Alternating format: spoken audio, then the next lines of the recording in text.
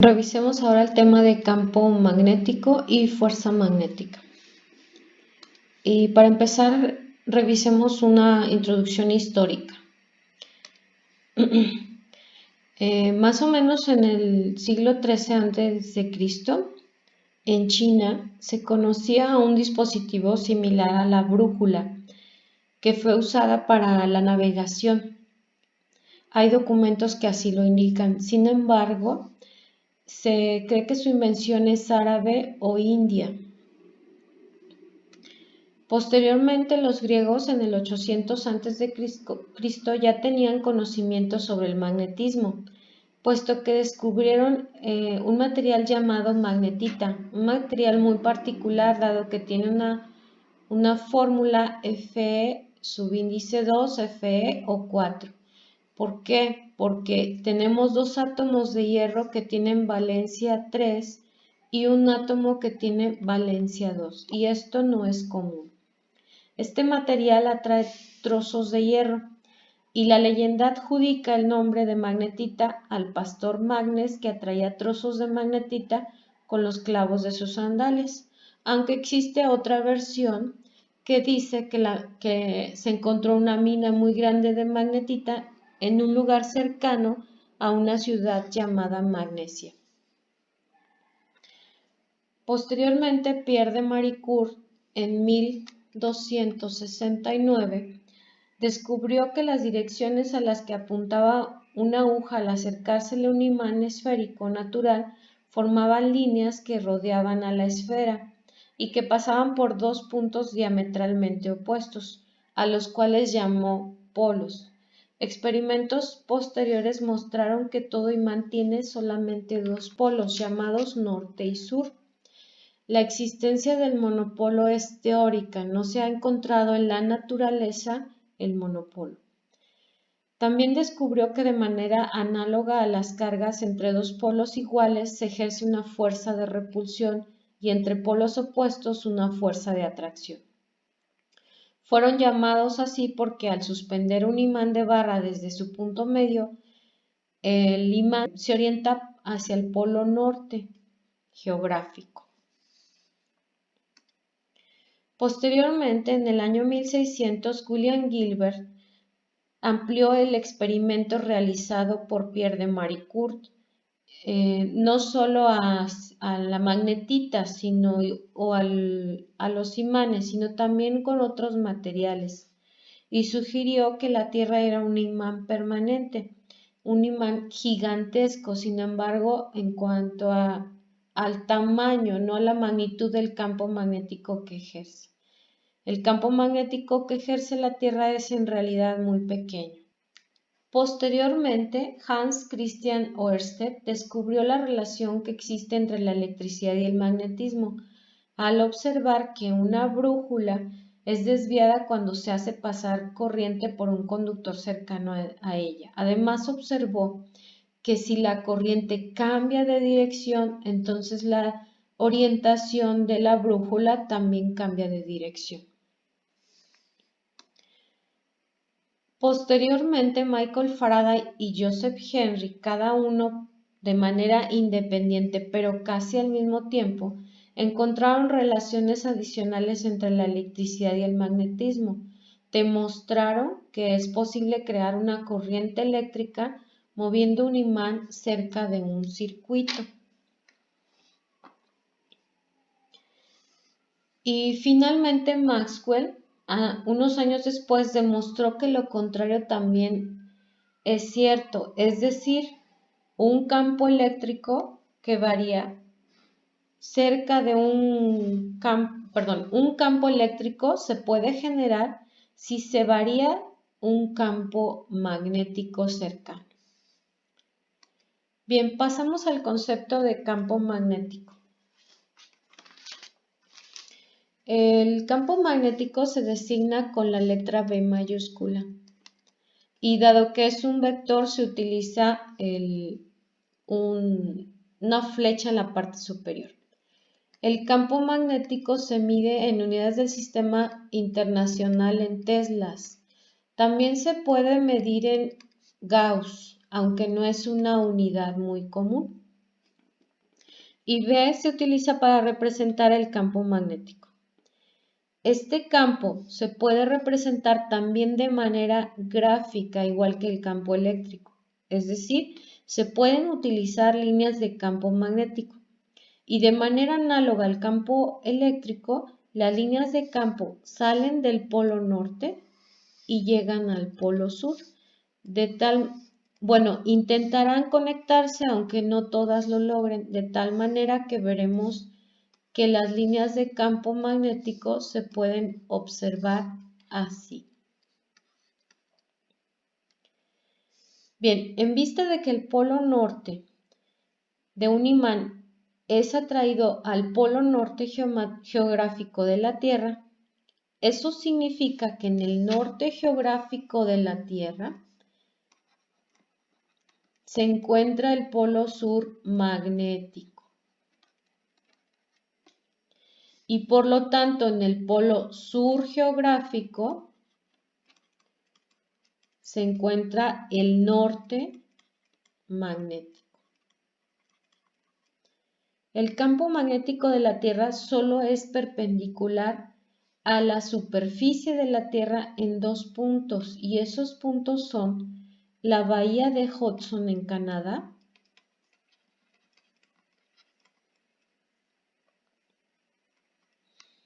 que es el polo sur magnético, es donde se encuentra el polo sur magnético, y a 1200 millas del polo sur geográfico.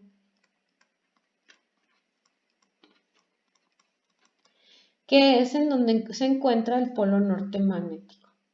Este campo magnético no es generado por depósitos de hierro, dado que la temperatura elevada a la que se encuentra el núcleo de la Tierra impediría que el hierro retuviera cualquier tipo de magnetización. Entonces, ¿cómo es que se genera el campo magnético de la Tierra? Pues los científicos creen que se debe a dos razones. La primera, las corrientes de convección en el núcleo, y la segunda, la velocidad de rotación de la Tierra, que son las que generan el campo eléctrico. Bien, ahora cuantifiquemos el campo magnético. Bueno, hay que hacer algunas observaciones. Para que se genere una fuerza magnética, se requiere que exista una carga y que la misma esté en movimiento, que la carga esté en movimiento. Bueno, una vez conociendo esto, entonces ahora sí podemos decir que la fuerza magnética que indicaremos por F subíndice B es proporcional a la carga. Entonces, si cambio la magnitud de la carga por una mayor, la fuerza magnética será mayor. También que la fuerza magnética es proporcional al campo al campo magnético. Es decir, si en lugar de tener un campo que genera este imán en particular, tengo un campo mucho más grande que genera otro imán mayor,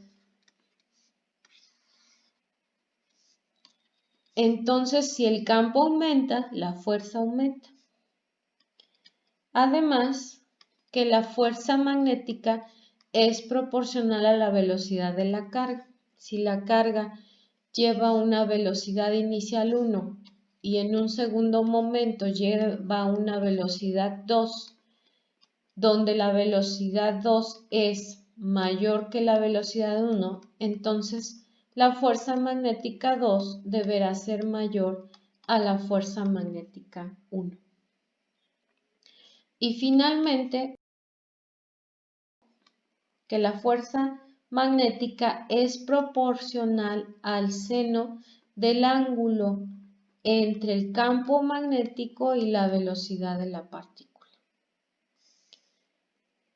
Bien, ya podemos entonces estructurar una fórmula que nos indique el valor de la fuerza magnética, que es carga por velocidad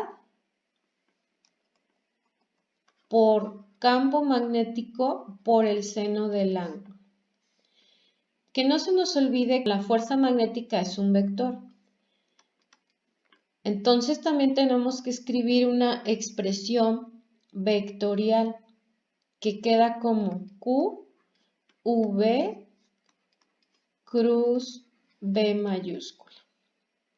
Es decir, la fuerza magnética es perpendicular a la velocidad y perpendicular al campo magnético.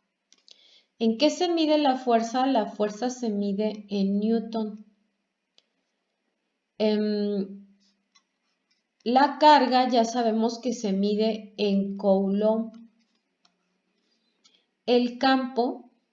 La velocidad se mide en metros sobre segundo y el campo se mide en teslas. Pero para que el análisis dimensional sea el adecuado, pues entonces significa que un tesla debe ser igual a un newton segundo sobre Coulomb metro. De tal manera que tenemos, si hacemos el análisis dimensional, lo siguiente. Sustituimos tesla por newton metros en Coulomb, newton segundo sobre Coulomb metro. Vemos que a ambos lados obtenemos newton. Ahora, ¿qué diferencias hay entre el campo eléctrico y el campo magnético? Bueno, la primera diferencia es que el campo eléctrico genera una fuerza que tiene la misma dirección del campo.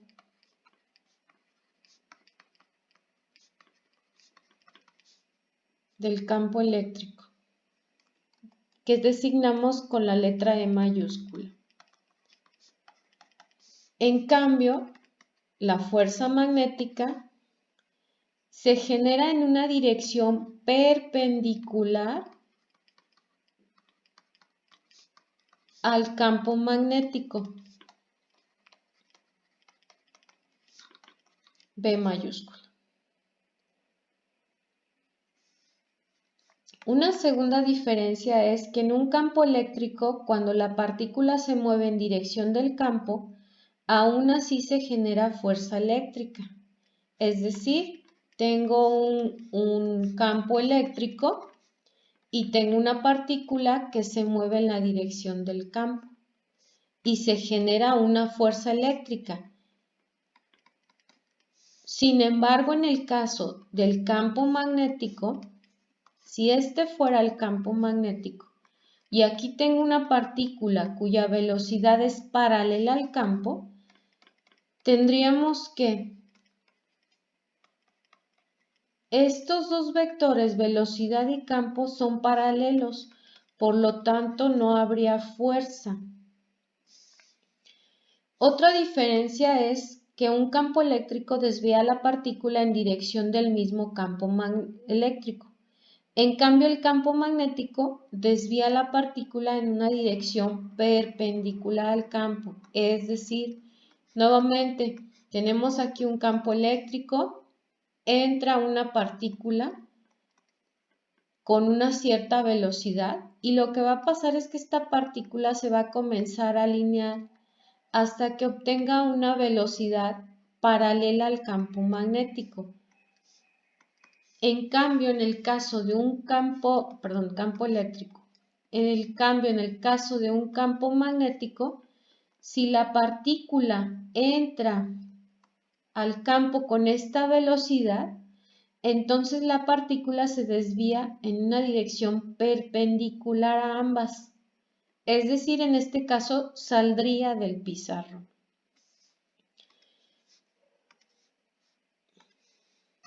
Hay una diferencia más, que en el caso del campo eléctrico, el campo eléctrico es el que desarrolla el trabajo.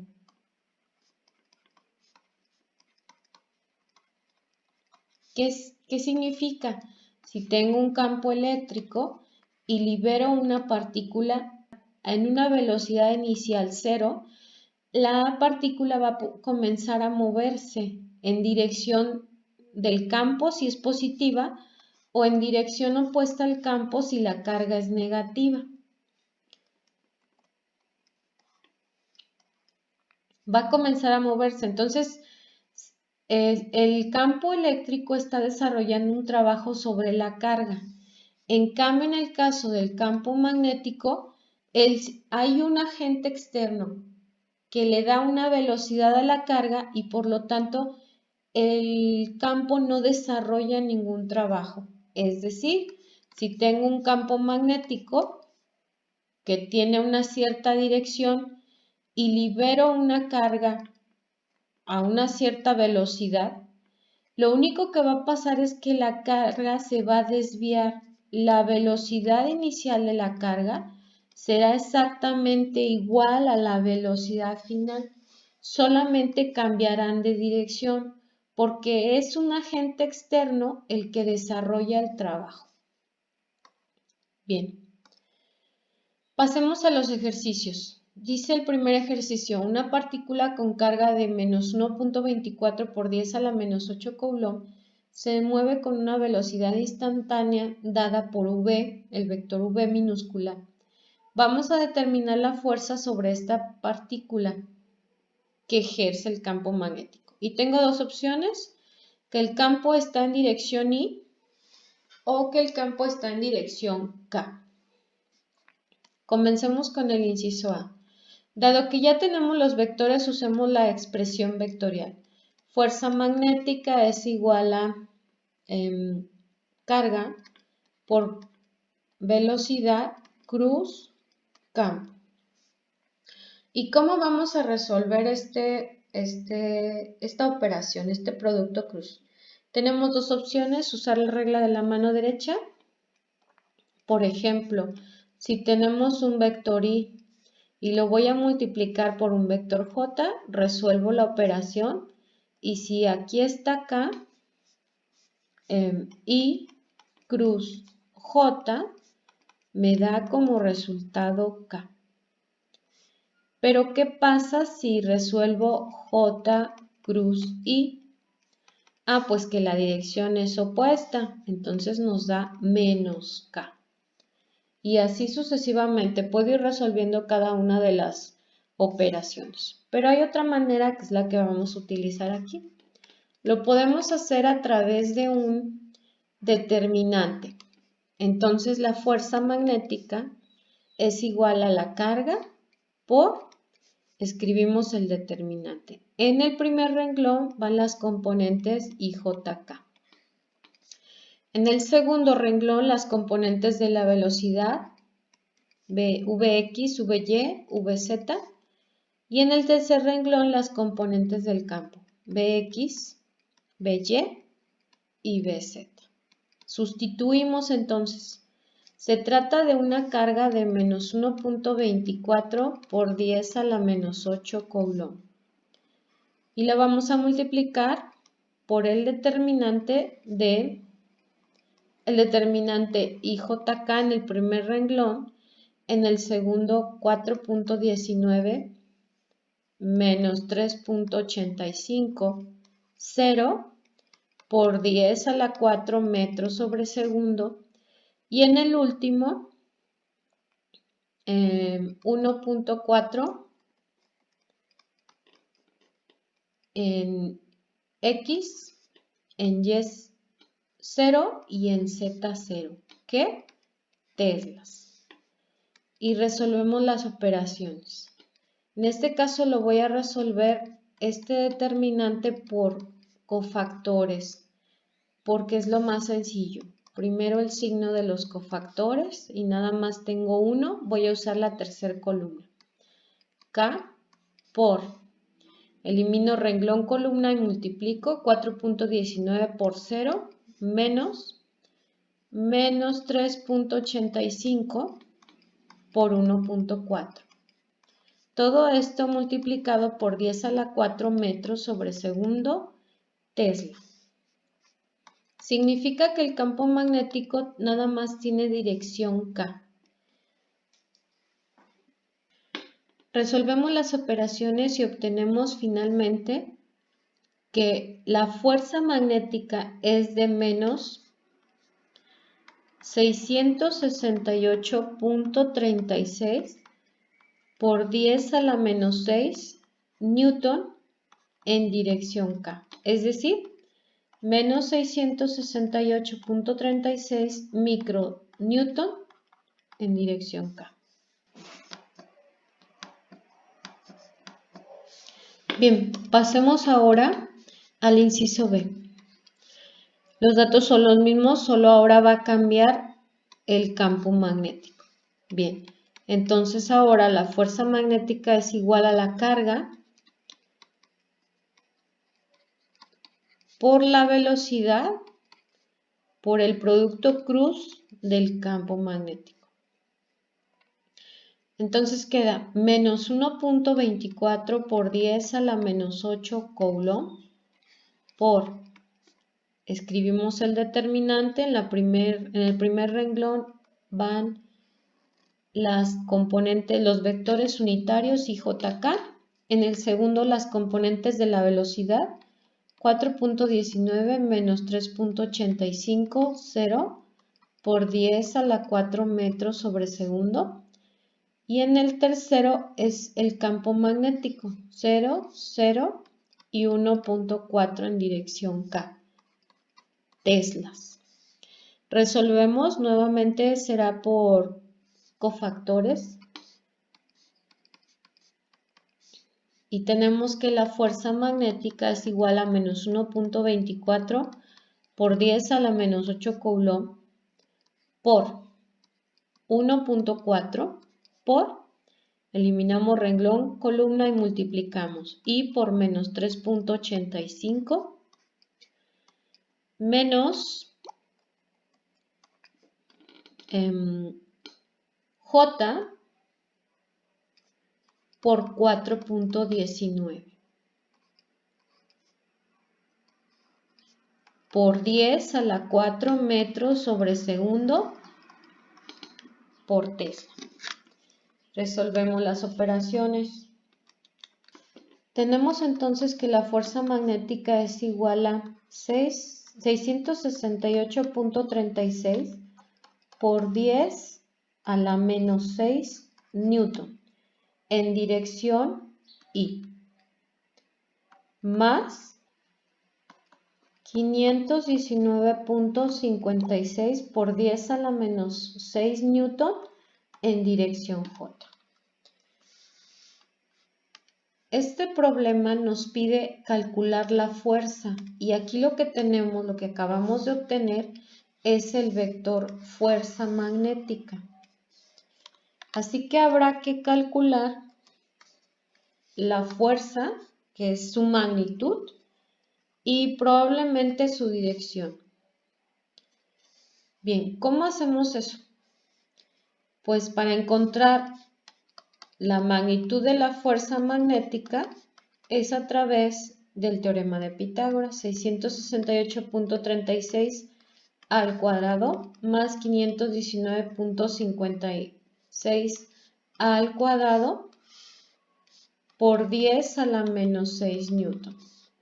Nuevamente resolvemos las operaciones. Obtenemos que la magnitud de la fuerza magnética es de 846.55 por 10 a la menos 6 newton. Buscamos ahora la dirección del vector, que corresponde a el ángulo. En este caso, la tangente inversa de la componente en Y, 519.56, sobre la componente en X, 668.36. Tenemos que el ángulo entonces es de 37.86 grados. Se encuentra solamente en el plano XY.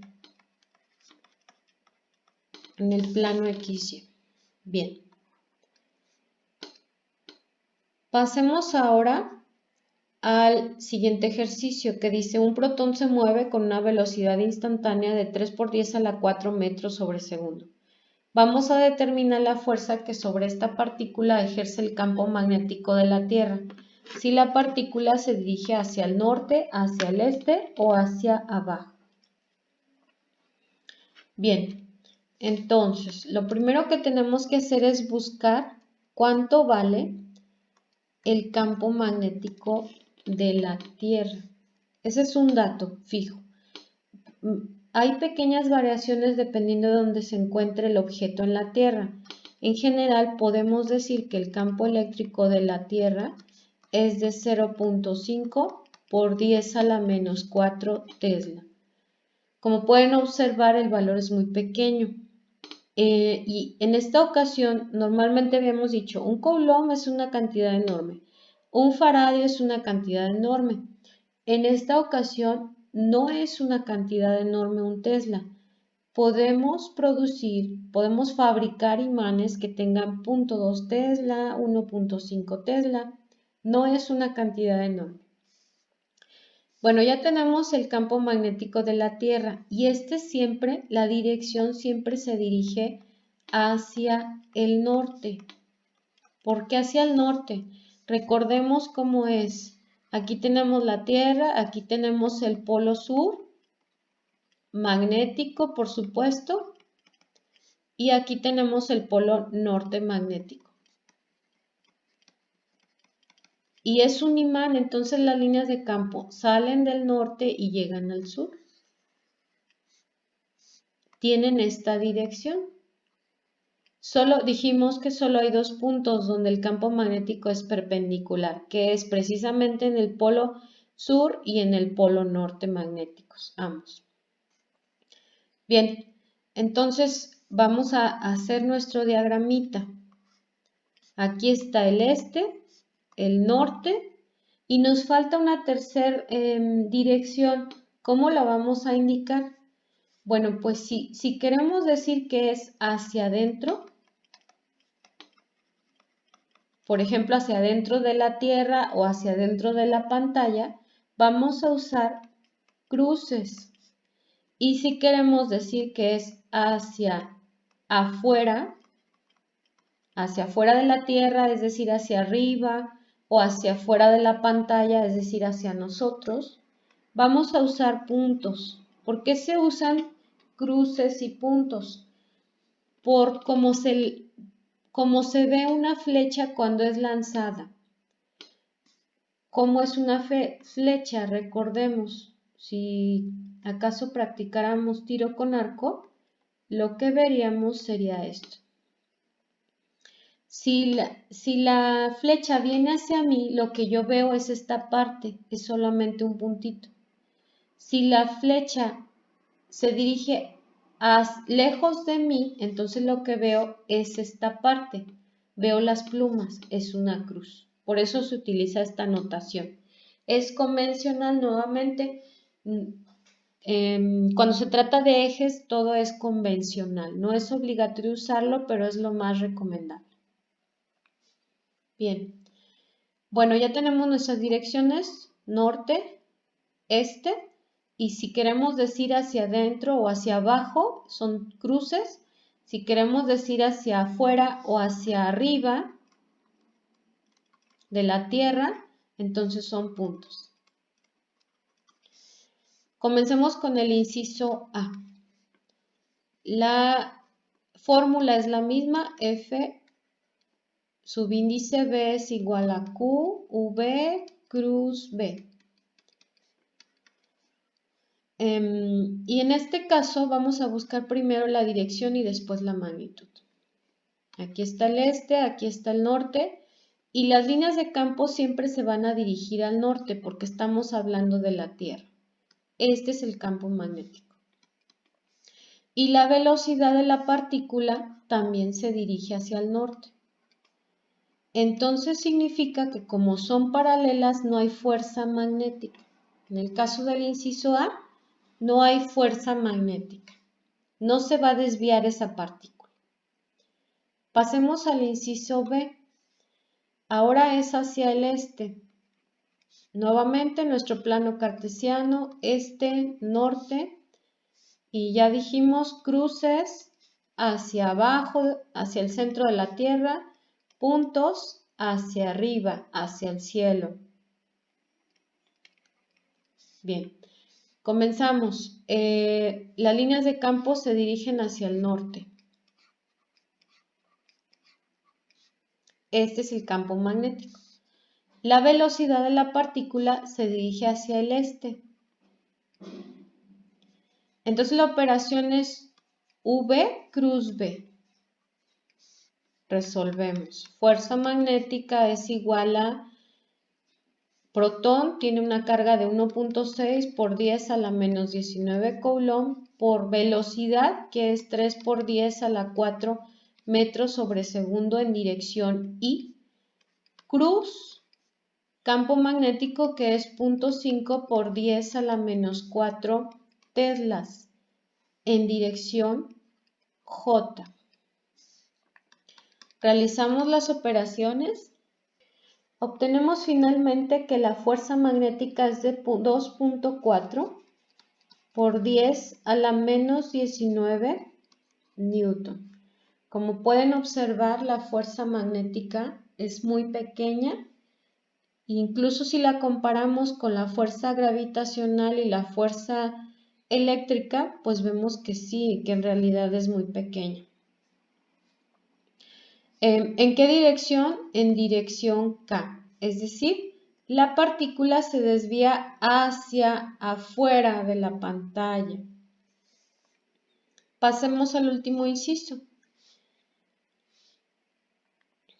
Nuevamente, es la misma partícula con la misma velocidad dentro del mismo campo magnético. ¿Cuál es ese campo? El de la Tierra, que se dirige hacia el norte. La velocidad de la partícula es hacia abajo. Vamos a necesitar las cruces. Entonces la velocidad de la partícula es esta. En dirección, lo que normalmente sería Z negativo.